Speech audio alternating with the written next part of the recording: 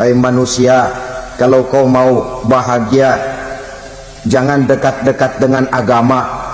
Solat itu tidak efektif dan efisien, tidak produktif dari segi ekonomi itu. Menghadiri majelis taklim cuma buang-buang waktu. Tahajud, tasbih, tahlil, baca Quran, apa itu? Pekerjaan mubazir saja. Hidup ini cuma sekali, masa yang cuma sekali, manfaatkan dengan sebaik-baiknya.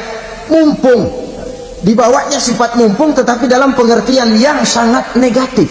Assalamualaikum warahmatullahi wabarakatuh. Waalaikumsalam warahmatullahi wabarakatuh.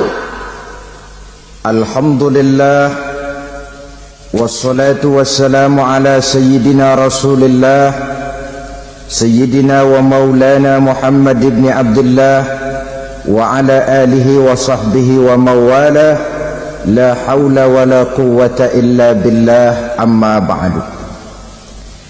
Bapak-bapak, ibu-ibu, saudara-saudara kaum muslimin rahimakumullah. Pada pertemuan yang lalu sudah saya jelaskan bahwa hidup selalu berakhir dengan kematian. Apabila datang kematian menimpa seseorang, datanglah kiamat baginya.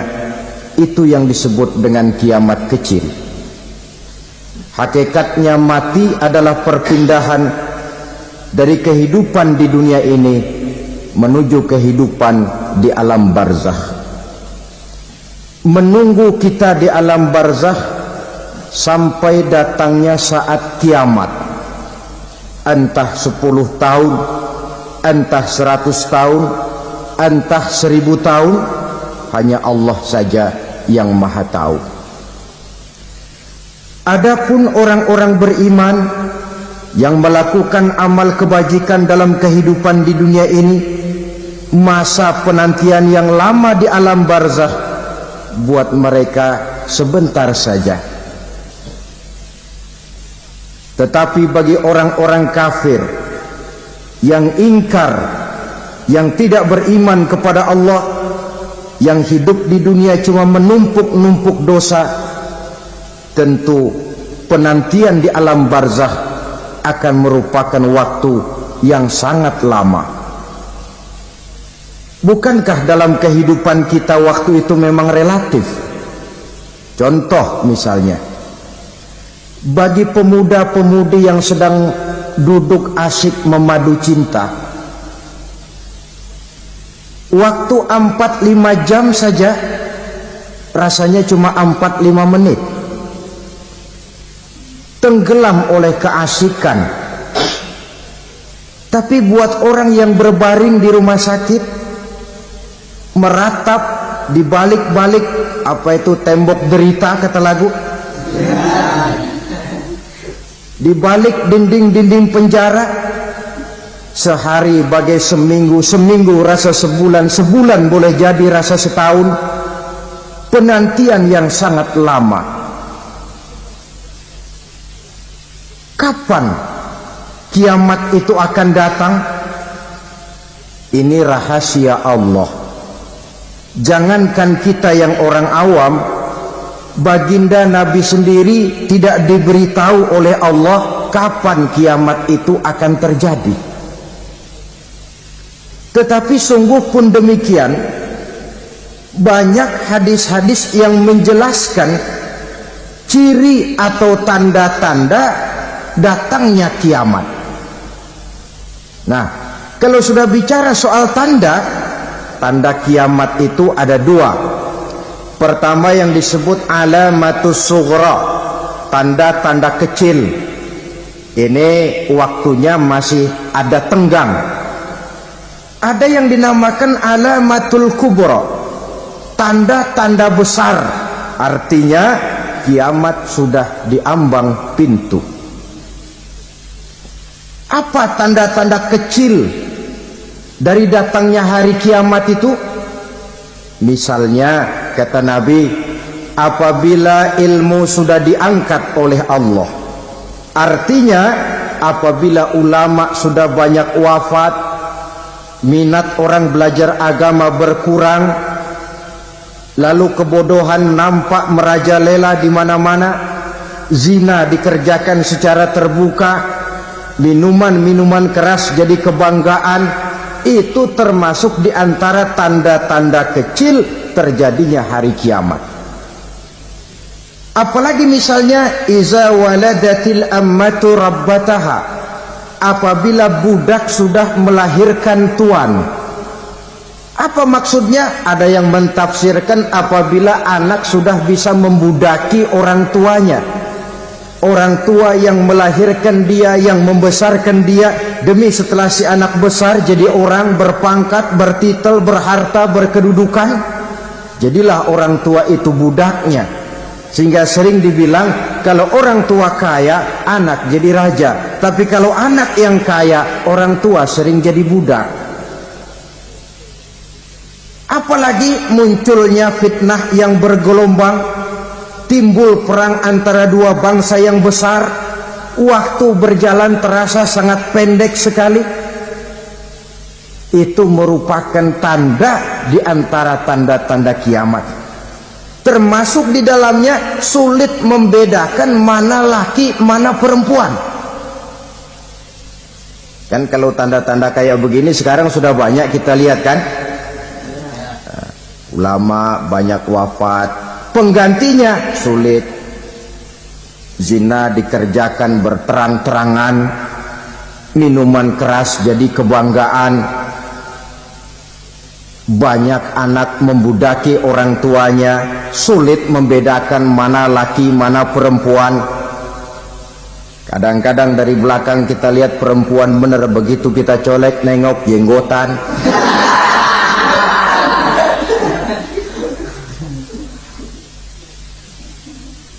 Ini termasuk tanda-tanda kecil, masih ada tenggang sampai akan terjadinya kiamat itu. Nah, yang dimaksud dengan tanda-tanda besar, ini tanda besar artinya kiamat sudah di ambang pintu. Pertama, matahari terbit dari sebelah barat. Apabila matahari sudah terbit dari arah sebelah barat, tertutuplah sudah pintu taubat. Bersabda Nabi kita, la taqumus sa'atu hatta tatlu'a syamsu min maghribiha. Tidak akan datang hari kiamat sampai matahari terbit dari arah sebelah barat. Fa iza tala'at, manakala matahari telah terbit dari arah sebelah barat, wara'ahan nasu, manusia banyak menyaksikan itu, amanu ajma'un, mereka pun lalu beriman. Yang tadinya kafir, yang tadinya ingkar, yang tadinya membangkang, setelah melihat matahari terbit dari sebelah barat, buru-buru beriman, berlomba-lomba mengucap dua kalimat syahadat. Tapi apa yang terjadi? Kata Nabi, wadzalika hina la yanfa'u nafsan imanuha lam takun amanat min qabl. Hari itu adalah hari yang iman sudah tidak berguna lagi bagi seseorang apabila sebelumnya memang dia tidak pernah beriman. Au kasabat fi imaniha khaira, atau beriman tetapi tidak pernah melakukan kebajikan di dalam keimanannya itu. Hari yang sudah kasib, hari yang sudah terlambat, beriman tidak akan ada gunanya lagi. Ini pelajaran buat kita. Sebelum sang surya terbit dari sebelah barat, sebelum nafas sampai di tenggorokan, artinya pintu taubat masih terbuka. Kalau dua hal itu sudah terwujud, nafas sudah sampai di kerongkongan atau matahari sudah terbit dari arah sebelah barat, tertutuplah sudah pintu taubat. Tak ada lagi gunanya pangkat, jabatan, harta, bahkan beriman pun dalam suasana macam itu too late, kata orang Kulon. Sudah terlambat. Matahari terbit dari arah sebelah barat, itu tanda besar, artinya kiamat sudah di ambang pintu. Lalu apalagi tanda besar?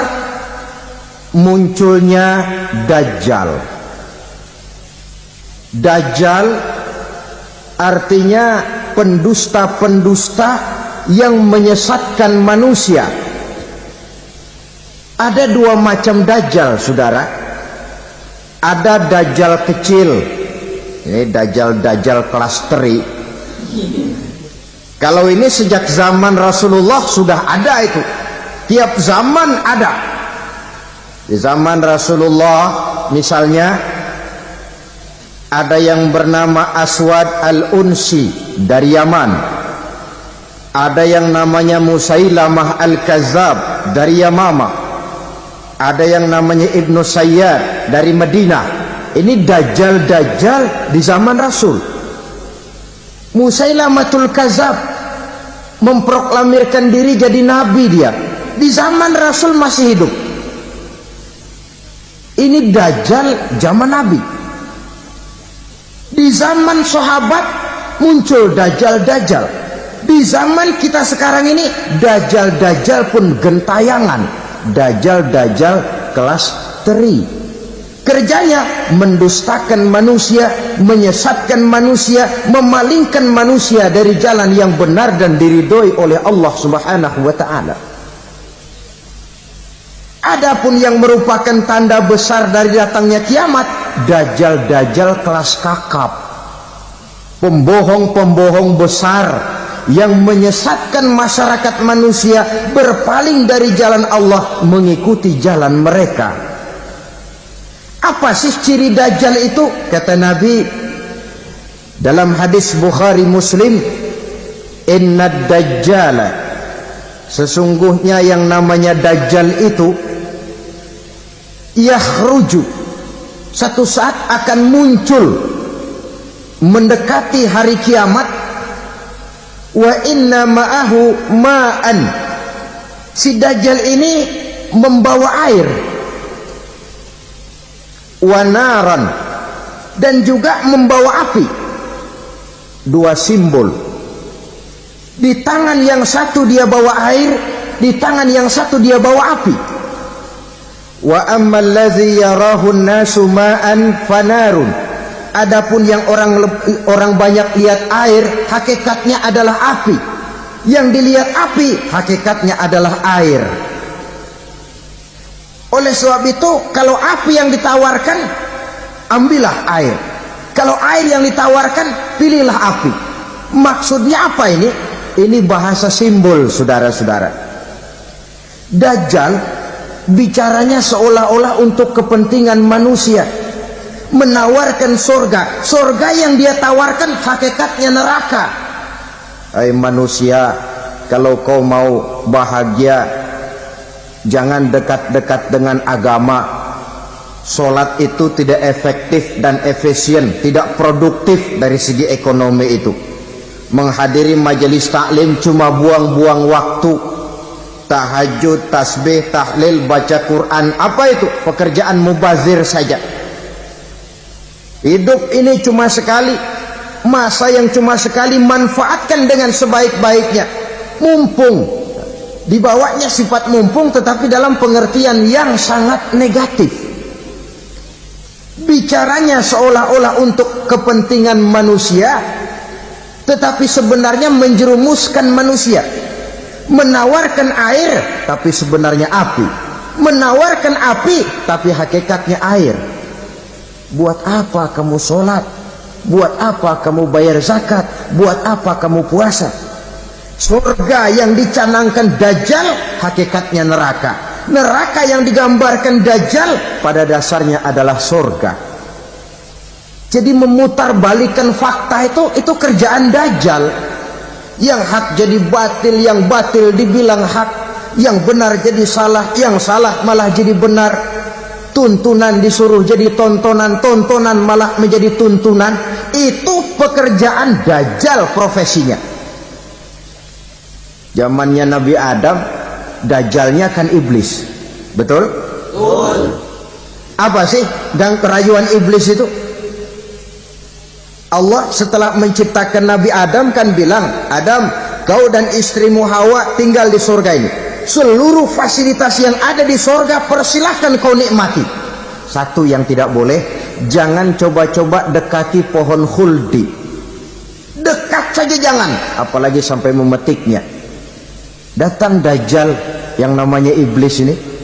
Adam, kamu tahu nggak kenapa tidak boleh makan buah khuldi? Ya nggak tahu, pokoknya saya dilarang. Bodoh kamu Dam.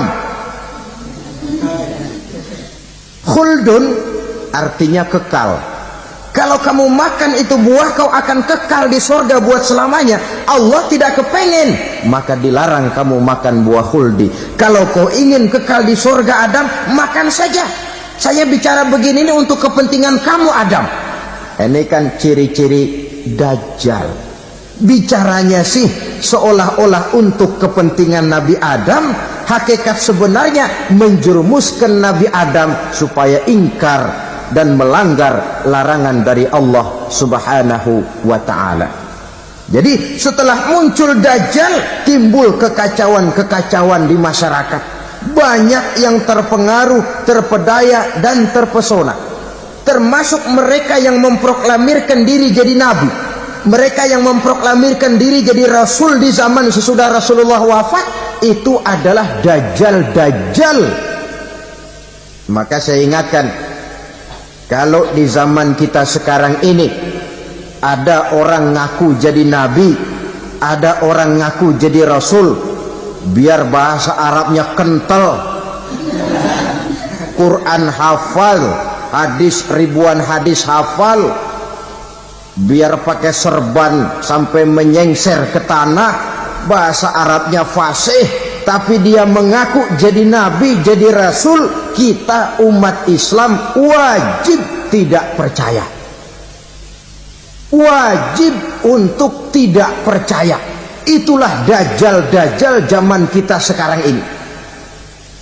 Tidak mustahil mereka datang mempengaruhi orang-orang awam supaya berpaling dari Rasulullah, mengikuti mereka.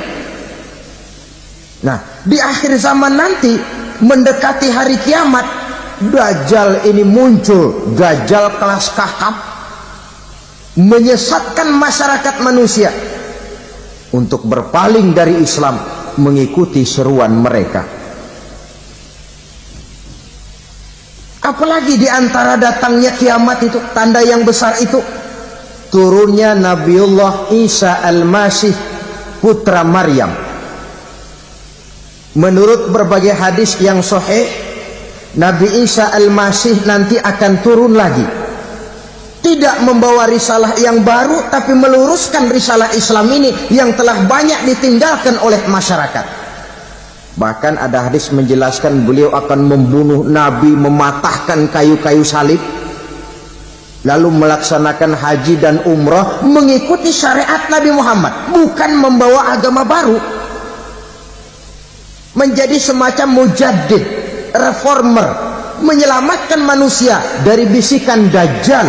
Bahkan ada riwayat yang menjelaskan bahwa Nabi Isa berhasil mengalahkan Dajjal, mengembalikan masyarakat manusia kembali kepada ajaran Islam yang datang dari Allah, dibawa oleh Rasulullah Sallallahu Alaihi Wasallam. Dengan kata lain, turunnya Nabi Isa bukan sebagai Nabi dan Rasul baru, tetapi mengikuti syariat Nabi kita Muhammad Sallallahu Alaihi Wasallam. Saudara hadirin, ibu-ibu hadirat yang saya hormati, kemudian apalagi di antara tanda-tanda besar akan datangnya kiamat itu? Keluarnya asap atau awan. Kata Nabi, inna min asrati sa'ah dukhanan yamla'u ma bainal masyriqi wal maghrib. Di antara tanda-tanda kiamat, munculnya awan atau asap yang memenuhi antara langit dan bumi. Ini pun diperkuat dalam surah Ad-Dukhan ayat 10. Fartaqib yauma ta'ti as-sama' bidukhanin mubin fayughshan nas hadza azabun alim. Bagi orang-orang yang beriman, mereka biasa-biasa saja, tapi bagi orang kufur, datangnya asap dan awan ini merupakan azab yang kelewat pedih. Barangkali sedikit mendekati gambaran tentang azab yang pedih ini, saya ingatkan alam pikiran kita kepada peristiwa yang belum lama terjadi. Pernah dengar berita bocornya reaktor nuklir di Chernobyl, Uni Soviet? Pernah dengar? Nah. Bocornya reaktor nuklir di Chernobyl yang mengakibatkan ratusan bahkan sangat mungkin ribuan nyawa. Cuma satu reaktor. Bagaimana kalau seluruh cadangan nuklir yang dimiliki oleh para negara adik kuasa ini diledakkan? Bahkan yang konon menurut catatan, cadangan nuklir yang dimiliki bersama oleh Amerika dan Rusia sekarang ini sudah sanggup memusnahkan 6 miliar manusia. 1,5 kali lebih banyak dari jumlah manusia yang nongkrong di permukaan bumi ini. Saudara-saudara hadirin yang saya hormati, lalu saat mendekati hari kiamat, apalagi tandanya? Setelah Nabi Isa wafat, pada saat turunnya yang kedua kali, lalu Allah meniupkan angin sejuk. Semua orang-orang beriman, orang-orang baik wafat, sehingga penghuni bumi ini cuma tinggal lagi terdiri dari orang-orang kafir. Tidak ada lagi di bumi ini yang bisa mengucapkan Allah. Sehingga dalam hadis qudsi itu ada keterangan, innallaha azza wa jalla yaqulu li Israfil. Allah pernah pesan kepada malaikat Israfil, kata Allah, Israfil, iza sami'ta qailan yaqul Allah Allah fa akhirin nafah 40 sanatan ikraman liqailiha. Hai Israfil, apabila kau dengar di permukaan bumi masih banyak orang yang mengucapkan Allah Allah, maka tunda sangkakala kiamat itu 40 tahun. Untuk apa? Ikraman liqailiha, menghormati orang yang mengucapkan Allah Allah itu. Wah, jadi karena sekarang masih banyak yang mengucapkan Allah, besar hatilah kita, masih jauh kiamat itu. Tapi jangan lupa, kiamat pribadi, kiamat kecil itu yang nggak kita sangka-sangka. Ajal datang mencabut nyawa, itu kiamat pribadi, dan itu yang pasti kita hadapi, dan itu yang membuat kita tidak boleh bersikap main-main di dalam kehidupan sekarang ini. Saudara hadirin yang saya hormati, tidak ada lagi orang-orang muslim. Seluruh penduduk dunia ini kafir. Lalu terciptalah struktur sosial yang berlandaskan prinsip hidup semau gue. Bakal terjadilah prinsip di mana yang kaya menyantap yang miskin, yang kuat menindas yang lemah. Hidup sudah bagaikan di rimba belantara, berlaku hukum rimba. Siapa yang kuat dia yang menang, siapa yang lemah menjadi mangsa. Timbul kekacauan, maksiat merajalela, munkarat menjadi-jadi, sehingga isi bumi ini penuh dengan segala macam perbuatan dosa. Tidak ada perlunya lagi alam diperpanjang temponya. Datang saat yang sudah dijanjikan oleh Allah Azza wa Jalla, maka terjadilah yang disebut kiamat kubra, kiamat besar, kiamat hancur-hancuran. Bagaimana kejadian ini dimulai? Dalam surah Az-Zumar ayat 68, Allah Subhanahu wa taala berfirman, wa nufikha fis-suri fasa'iqa man fis samawati wa man fil ardi illa man sya'allahu.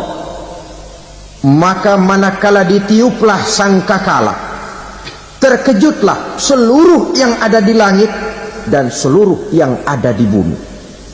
Bila saat kiamat datang, Allah perintah malaikat Israfil, Israfil, tiup sangkakalamu. Ditiuplah sangkakala oleh malaikat Israfil.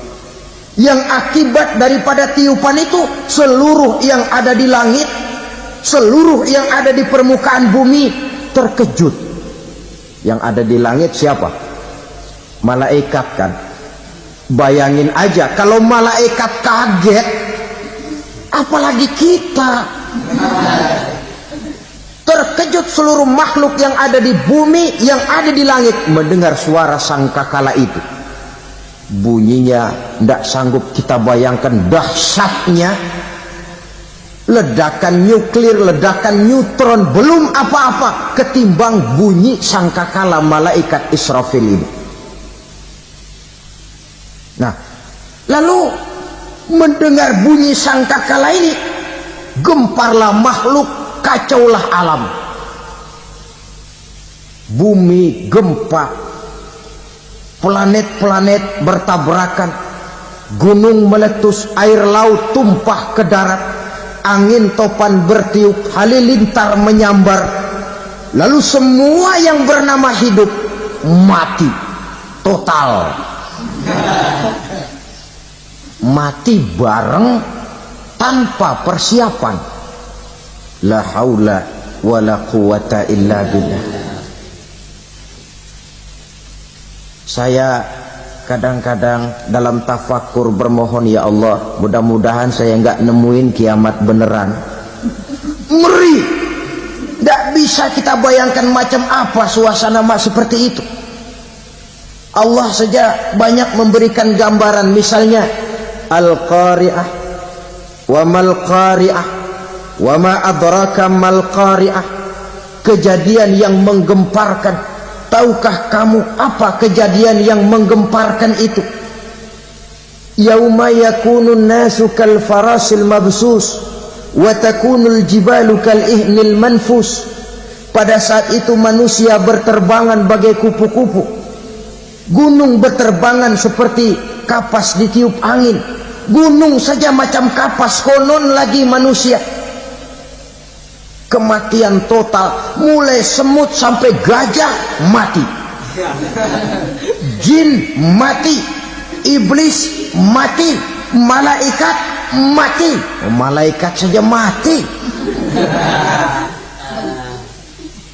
Saudara hadirin yang saya hormati, kematian total yang tanpa persiapan. Orang bilang, Pak, kalau mati bareng begitu yang repot malaikat maut dong ya. Cabut sana, cabut sini. Itu kalau menurut logika kita, mestinya begitu menurut logika. Tapi logika juga yang bilang nggak perlu serepot itu.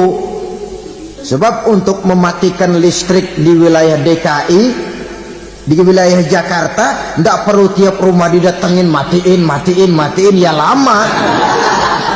Cukup dari kantor pusatnya saja PLN tekan satu tombol, gelaplah seluruh Jakarta.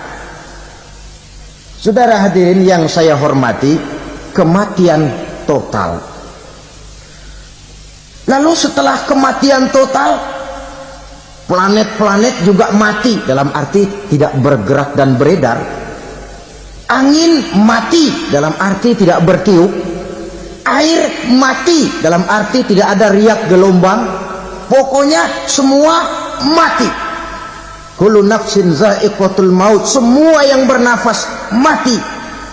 Dalam ayat lain, kullu man 'alaiha fan, semua yang ada di permukaan bumi fana. Yang kekal cuma Allah Subhanahu wa ta'ala. Yang paling belakang mati malaikat maut dan malaikat Israfil. Tapi mati juga sesuai dengan janji Allah. Menurut hadis Bukhari Muslim dari Abi Hurairah, masa tenggang waktu antara kematian total pada tiupan sangkakala pertama dengan proses kebangkitan pada tiupan sangkakala kedua 40 lamanya. Tidak dijelaskan oleh Abi Hurairah 40 jam, apa 40 hari, apa 40 tahun. Hadis-hadis cuma menyebutkan 40 saja. Sunyi alam, yang tinggal cuma Allah saja lagi.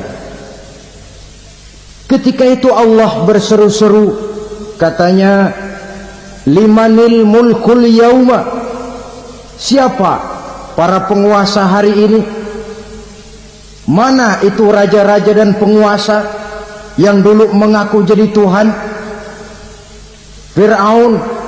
Mana Fir'aun sekarang? Yang dulu jadi raja, merasa berhasil, sombong, lalu tidak mau turun-turun dari kekuasaannya, sampai kepada puncak kekurang ajarannya mengangkat diri jadi Tuhan. Mana itu Fir'aun? Namrus. Mana sekarang Namrus? La ilaha illa ana. Ternyata tidak ada Tuhan lain selain daripada aku, kata Allah.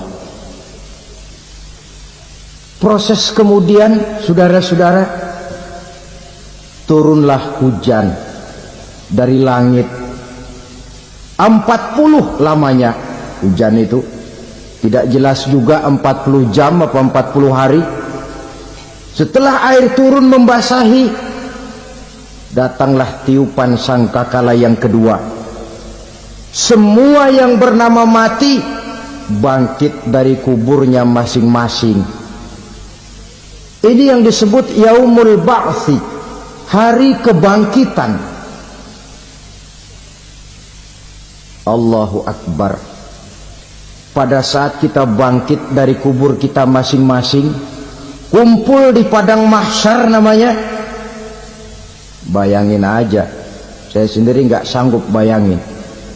Manusia sejak zaman Adam sampai zaman kiamat kumpul bareng di tempat sama. Berapa banyaknya itu?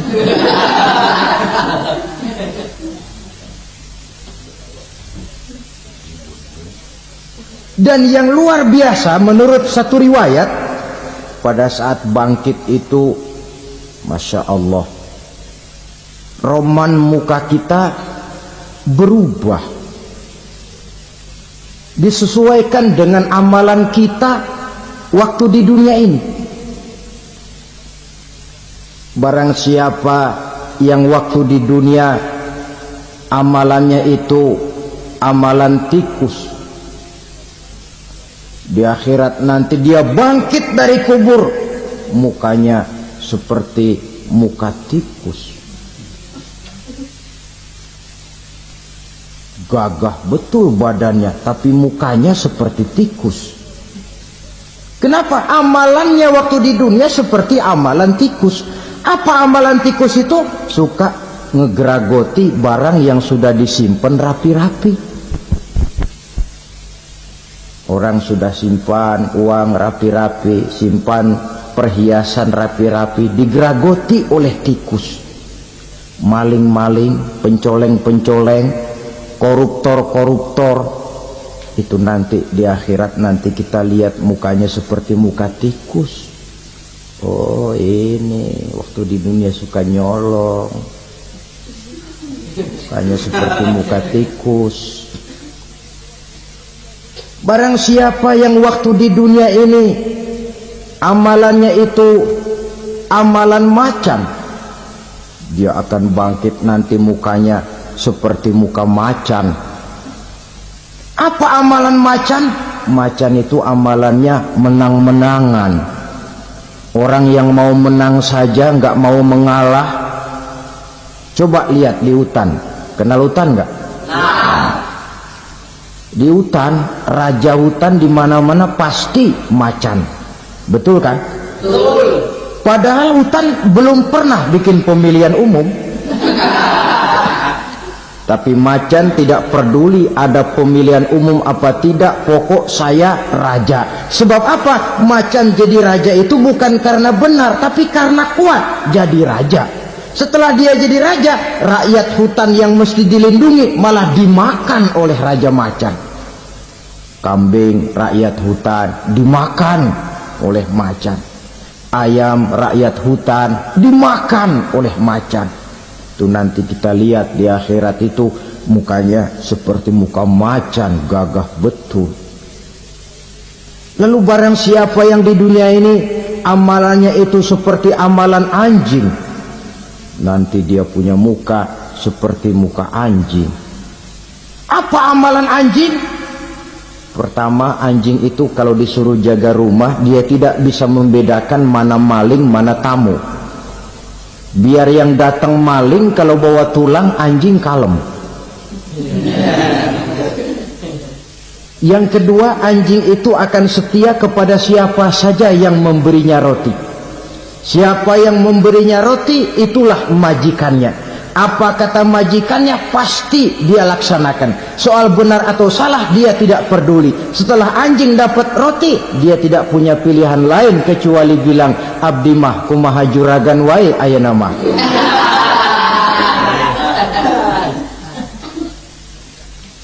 Saudara hadirin yang saya hormati,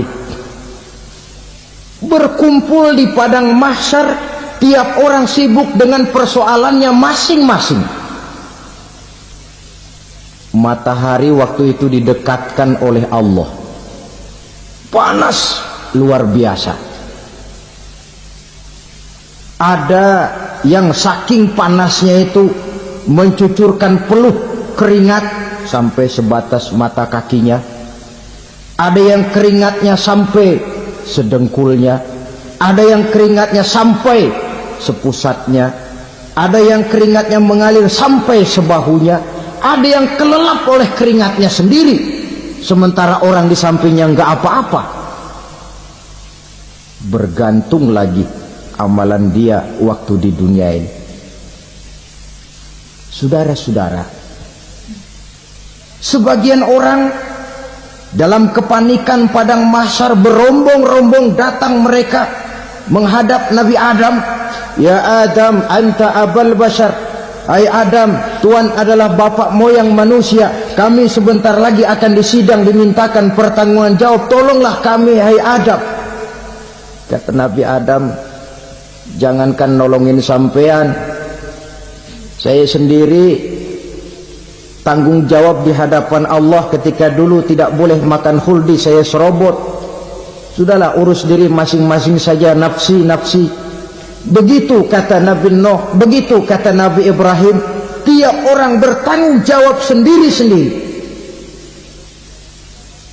Ketika itulah saudara-saudara, nikmatnya menjadi umat Nabi besar Muhammad sallallahu alaihi wasallam. Sebab apa? Walaupun menurut abjad kita ini umat paling belakang, kan paling belakang kita ini toh, karena Nabi Muhammad adalah Nabi akhir, tapi akan dihisap lebih dulu, lewat di atas sirat lebih dulu, masuk surga lebih dahulu ketimbang umat-umat belakangan. Ketika Rasul mendekati ajal, beliau tanyakan itu kepada malaikat Jibril. Malaikat Jibril berkata, Muhammad jangan khawatir, Allah sudah berjanji, inni haramtul jannata ala sairil anbiya hatta tadkhulaha anta wa haramtuha ala sairil umami hatta tadkhulaha ummatuka. Surga aku haramkan buat seluruh nabi kecuali kalau engkau Muhammad sudah masuk ke dalamnya, dan surga aku haramkan buat seluruh umat kecuali kalau umatmu Muhammad sudah masuk ke dalamnya. Logikanya, walaupun menurut abjad kita umat paling belakang, bakal dihisab paling dulu, lewat di atas sirat paling dulu, masuk surga paling dulu, kalau mampir ke neraka juga paling dulu. Ya resiko. Jangan mau enaknya aja paling dulu. Saudara hadirin yang saya hormati, setelah masa kebangkitan itu jangan dikira begitu bangkit langsung diperiksa, masih menunggu menanti ribuan tahun perhitungan padang mahsyar untuk sampai kepada proses yang disebut yaumul hisab, hari perhitungan. Seorang demi seorang bakal dipanggil.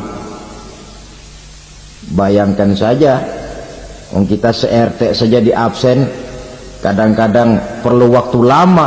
Ini manusia sejak zaman Nabi Adam sampai datang hari kiamat, satu demi satu disidang di hadapan Qadhi Rabbul Jalil. Status sosial copot sudah waktu itu. Yang pernah jadi hartawan di situ tidak lagi kelihatan kehartawanannya. Yang pernah jadi jenderal tidak lagi dipanggil jenderalnya. Yang ustadz tidak lagi dipanggil al-mukarramnya. Seluruh status sosial selesai. Dipanggillah kita seorang demi seorang menghadap Qadhi Rabbul Jalil. Bagaimana proses penghisaban itu? Pertama, proses tanya jawab. Di antaranya ada hadis menyatakan lan tazula qadama 'abdin yaumal qiyamah hatta yus'ala an arba'i khisalin. Besok di hari kiamat tidak akan bergeser telapak kaki seorang hamba sampai dia ditanya lebih dulu tentang 4 persoalan. Tentang ilmunya, kemana ilmu itu diamalkan. Tentang umurnya, di mana umur itu dihabiskan. Tentang masa mudanya, kemana masa muda itu dipakai. Tentang hartanya, dari mana harta itu didapat dan kemana harta itu dibelanjakan. Ini termasuk proses tanya jawab. Jadi kalau istilah pengadilan dunia, nama Fulan bin Fulan. Kamu waktu di dunia diberikan umur panjang untuk apa? Pernah mengalami masa muda, kemana kau habiskan masa remajamu? Kau diamanahkan ilmu, dengan apa ilmumu kau amalkan? Kau diberikan harta, dari mana harta kau dapat, kemana kau belanjakan? Tak seorang pun yang bisa mungkir. Sebab apa? Dikala itu yang menjadi saksi bukan orang. Yang menjadi saksi adalah seluruh anggota badan kita. Tangan bicara, kaki jadi saksi terhadap seluruh amalan yang pernah kita kerjakan pada saat kehidupan di alam dunia ini. Selesai proses tanya jawab, lalu diperlihatkan buku catatan kita waktu hidup di dunia ini. Jangan lupa Allah itu menyiapkan 2 superkomputer kepada kita. Sebelah ditempelin sebelah kanan, yang sebelah tempelin di sebelah kiri. Komputer itu namanya Raqib dan Atid. 2 malaikat yang apabila baik kita lakukan, refleks saja akan menulis kebajikan kita. Jahat kita kerjakan akan tertulis. Catatan itu nanti diperlihatkan kepada kita. Waduh, alangkah malunya pada saat diperlihatkan catatan kita, buku rapot kita merah melulu. Barangkali diperiksa sambil diomelin, brengsek lo. Buku merah melulu begini, bagaimana waktu hidup di dunia? Tidak cukup diperlihatkan buku catatan kehidupan, rekaman kehidupan. Rekaman kehidupan kita secara utuh sejak terlahir sampai ajal datang merenggut nyawa. Barangkali mirip dengan video sekarang ini, di mana terekam dengan baik seluruh kegiatan kita sejak yang sekecil-kecilnya sampai kepada yang sebesar-besarnya. Untuk kemudian kita pun menerima balasan. In khairan fa khairun wa in syarran fa syarrun. Kalau baik ya baik balasannya, kalau jahat ya jahat juga balasannya. Catatan-catatan kita diberikan. Kalau banyak kebajikannya diberikan di tangan kanan dengan cara yang halus. Kalau banyak kejahatannya diberikan dari sebelah kiri atau dilempar dari belakang. Itulah sebabnya sejak di dunia ini kita sudah mohon kepada Allah. Ketika berwudu membasuh tangan kanan, apa kita bilang? Allahumma a'tini kitabi biyamini wa hasibni hisaban yasira. Ya Allah, berikan saya kitab di tangan kanan, dan kalau saya memang perlu dihisap, hisaplah saya yang seringan-ringannya. Tangan kiri berlindung kita kepada Allah, jangan sampai diberikan kitab di tangan kiri atau dari arah sebelah belakang. Wa a'udzubika an tu'tiya kitabi bishimali aw min wara'i zuhri, dari arah sebelah belakang. Na'udzubillah min dzalik. Setelah selesai lewat proses penghisaban, lewat mizan, timbangan, maka yang sudah selesai dihisab itu bergeraklah menuju Sirat, jembatan yang terbentang menuju surga melalui neraka. Saudara-saudara, panjangnya perjalanan Sirat itu memakan waktu ratusan tahun. Tetapi orang yang lewat di atas Sirat pun macam-macam, bergantung amalannya ketika di dunia ini. Ada yang lewat di atas Sirat itu kalbarkil khatib, seperti kilat yang menyambar, lep, sudah sampai dia di surga. Cepat bukan main. Ada yang lewat di atas Sirat itu seperti orang lari-lari. Ada yang lewat di atas Sirat itu seperti orang jalan biasa. Ada yang sambil merangkak, ada yang sambil ngesor, ada yang sambil gelayutan, ada yang selamat sampai ke ujung ke surga, ada yang tergelincir jatuh masuk ke dalam neraka, bergantung amalannya dalam kehidupan di dunia sekarang ini. Tiap kita akan melewati yang namanya Sirat ini. Saudara-saudara kaum muslimin yang saya hormati,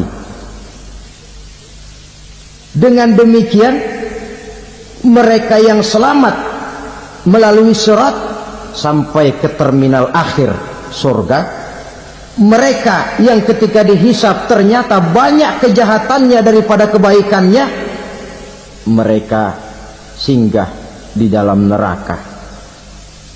Nah, adapun orang-orang yang beriman menurut ayat Quran dan hadis Nabi itu nanti ada bermacam-macam. Ada orang beriman itu yang dimasukkan surga. Ada orang beriman itu yang dimasukkan ke dalam surga. Ada orang beriman itu yang disebut penduduk surga.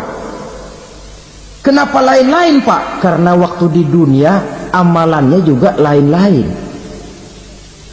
Ada orang beriman yang masuk surga. Ini paling murah tiketnya. Mau masuk surga? Kata Nabi begini, ma min abdin qala la ilaha illallah thumma mata ala dhalik illa dakhalal jannah. Kalau seorang hamba sudah mengucap dua kalimat syahadat, dia yakin dengan kebenaran kalimat itu sampai matinya, orang itu akan masuk surga. Abi Dzar yang waktu itu diajak bicara heran, ya Rasul kok gampang betul? Iya, walaupun orang itu mencuri, iya, walaupun orang itu berzina, iya. Biar dia mencuri, biar dia berzina, kalau dia sudah mengucap dua kalimat syahadat, dia yakin dengan kebenaran kalimat itu sampai matinya, itu orang akan masuk surga. Jadi masuk surga cukup dua kalimat syahadat, yakin sampai mati, masuk surga. Itu perkara masuk. Tapi kalau pertanyaannya diterusin, masuknya kapan, Pak? Nah, ini lain lagi urusannya. Sebab ada yang masuknya itu langsung, ada yang mampir dulu. Di sana tempat cuma dua, kalau tidak surga, neraka. Mau ke surga tapi mampir dulu, yang mampirnya jelas di neraka. Kenapa? Dalam hadis qudsi ada riwayat, nanti itu di akhirat, setelah Allah selesai mengatur penduduk surga masuk surga, yang neraka masuk neraka, Allah berkata kepada malaikat Malik, malaikat Malik, labaik ya Allah, itu bajingan-bajingan tengik, manusia-manusia durjana yang waktu di dunia tidak mau sujud, jauh dari ulama, gemar melakukan yang munkarat dan maksiat, hidup di tengah masyarakat selalu jadi bibit keonaran, kufur, sudah masuk neraka semua. Sudah ya Allah. Nah, kalau sudah, coba sekarang kamu masuk, Malik. Saya, iya, masuk neraka. Mau apa ya Allah? Kata Allah, akhriju minan nar, man kana fi qalbihi misqala habatin min khardalin min iman. Kau masuk neraka, cari di dalam neraka orang-orang yang ada imannya walaupun kecil sebesar biji zarah, angkat mereka keluar. Masuk malaikat Malik ke neraka, cari orang yang ada imannya, korek-korek. Ya repot, udah pada gosong. Yang ada imannya diangkat ke atas, yang ada imannya diangkat ke atas, lalu dimandikan di Nahrul Hayat, namanya sungai kehidupan di akhirat nanti. Cakep lagi rupanya, bersih lagi wajahnya, apel di hadapan Allah. Kata Allah, bagaimana mas? Kapok nggak sampean? Kapok ya Allah. Nah, kalau kapok, idhab fadkhulil jannah, pergi masuk surga sana. Berangkat mereka ke surga, ketemu sama teman-temannya yang udah sampai lebih dulu, yang nggak pakai mampir lagi. Terjadi dialog. Kata teman-temannya yang udah pada nyampe duluan, mas, iya, emang baru sampai? Saya baru sampai. Memang mampir di mana dulu mas? Kita sudah lama sampai di surga. Saudara buka surah Al-Muddathir ayat 34-35. Ma salakakum fis saqar? Kenapa kamu mampir di neraka Saqar? Qalu lam nakum minal musallin. Mereka menjawab, kami mampir di neraka Saqar mas, gara-gara dulunya kami waktu di dunia tidak pernah sholat. Tidak pernah sholat? Tidak pernah. Karena rumahnya dekat masjid, cuma dekat doang mas.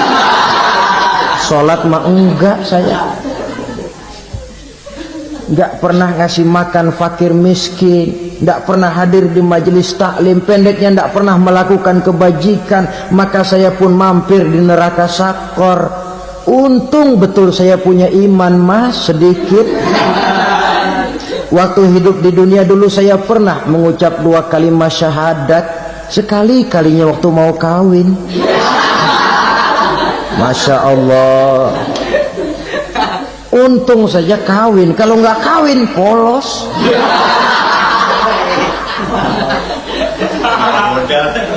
Itu juga pengulu sudah setengah mati ngajarin. Asyhadu alla, asyaduaan, asyaduaan.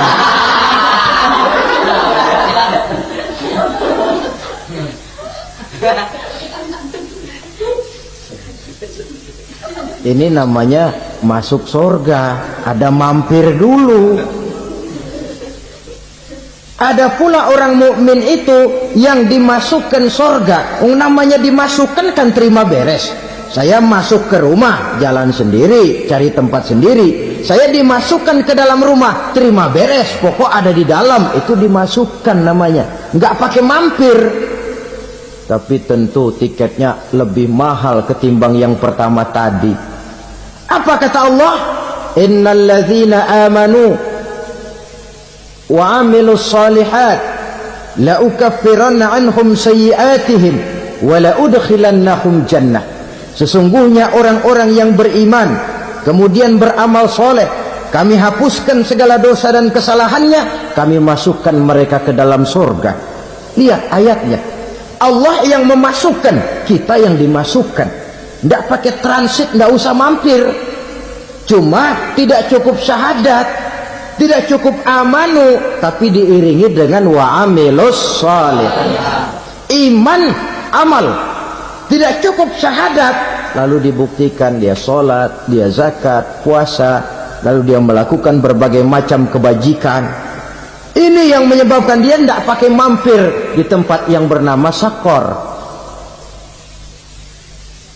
Lalu ada pula orang mukmin itu yang disebut penduduk surga. Wah, ini sudah VIP ini.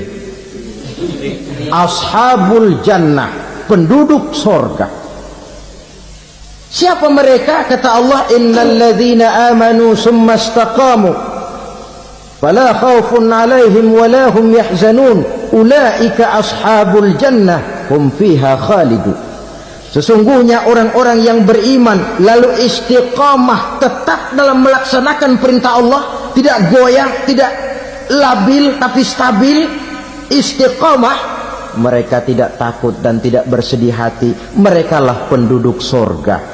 Iman istiqomah. Tidak punya duit sembahyang, banyak duit sembahyang, miskin sembahyang, kaya tetap sembahyang. Istiqomah. Kadang orang kalau susah rajin ke masjid, banyak duitnya ngelihat masjid melengos. Itu yang dibilang waktu miskin hamba Allah, setelah kaya jadi hamba harta. Bergeser, tidak ada nilai istiqomahnya. Saudara-saudara, dengan begitu penduduk neraka itu dua. Ada penduduk permanen, ada penduduk yang semi permanen. Yang semi permanen orang-orang beriman yang mempunyai dosa besar. Mereka masuk ke neraka untuk menerima azab sesuai dengan dosanya. Bila selesai masa azab itu, mereka akan diangkat untuk ditempatkan kembali ke dalam surganya Allah Subhanahu wa ta'ala. Nah, dikala itulah saudara-saudara ada yang disebut syafaat dari Rasulullah Sallallahu Alaihi Wasallam. Tapi tentu jangan lupa syafaat ini ibarat kain menambal dia. Kita punya kain bolong-bolong sedikit, syafaat yang menambal.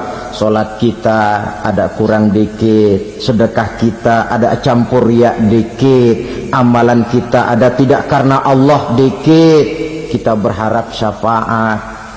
Jadi biarlah kain masih bolong-bolong, yang penting punya kain. Tapi kalau kainnya tidak ada, yang ditambal apanya? Sholat tidak, puasa tidak, zakat tidak, berharap syafaat saja. Ya, terlalu berlebihan itu.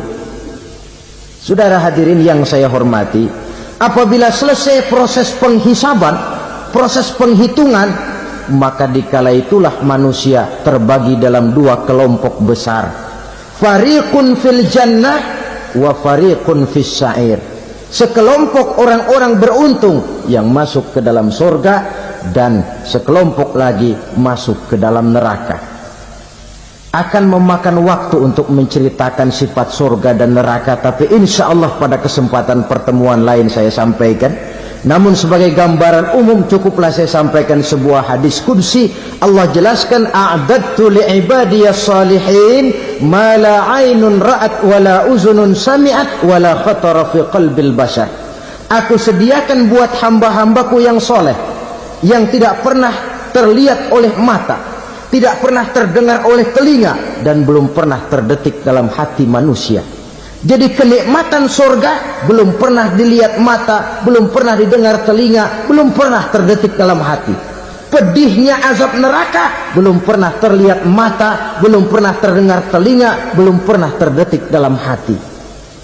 Saudara hadirin yang saya hormati, oleh karena itu sebagai uraian akhir daripada kiamat ini, marilah sama-sama kita memanfaatkan hidup dengan sebaik-baiknya supaya jangan timbul penyesalan di hari kemudian nanti. Mudah-mudahan kita seluruhnya diselamatkan Allah dari azab neraka dan mendapat surga dan ridhonya. Sekian dan demikianlah pertemuan kita kali ini. Terima kasih banyak atas segala perhatian. Mohon maaf atas segala kekurangan.